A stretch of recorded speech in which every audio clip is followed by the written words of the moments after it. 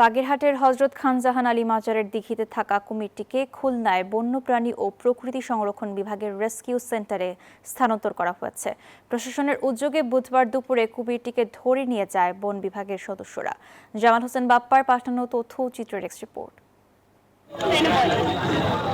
2 দিন আগে মাজারের দিঘির পাড় থেকে 7 বছর বয়সী এক শিশুকে টেনে নিয়ে যায় কুমিরটি।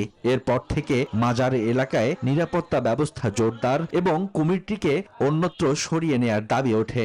এর প্রেক্ষিতে মঙ্গলবার জরুরি সভায় কুমিরটিকে আপাতত অন্যত্র সরিয়ে নেয়ার সিদ্ধান্ত নেয় প্রশাসন। বুধবার দুপুরে মাজারের পূর্ব পারের একটি ডোবা থেকে কুমিরটিকে আটক করেন বন বিভাগের সদস্যরা। এরপর খুলনার বয়রায় বন্যপ্রাণী ও প্রকৃতি সংরক্ষণ বিভাগের রেস্কিউ সেন্টারে নেওয়া হয়।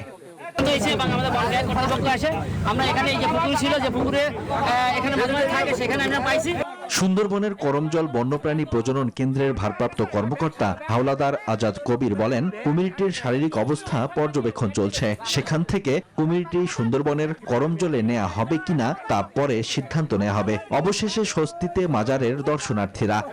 এখন কোনো কুমির নেই, এখন বাচ্চারা অনেক সুন্দর মতো গোসল করতে পারতেছে। কুমিরের জন্য গোসল করতে পারতাম না, কিন্তু এখন আমরা কুমির নেই, এজন্য গোসল করতে পারছি। বন বিভাগ এবং ফায়ার সার্ভিসের সহায়তায় আমরা সেইটিকে এখান থেকে অপসারণ করে খুলনার বয়রায় রেস্কিউ সেন্টার আছে, সেখানে আপাতত আমরা নিয়ে গিয়ে তাকে সংরক্ষণ করা হচ্ছে।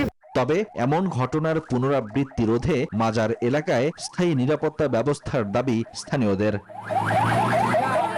Desk report, news 24।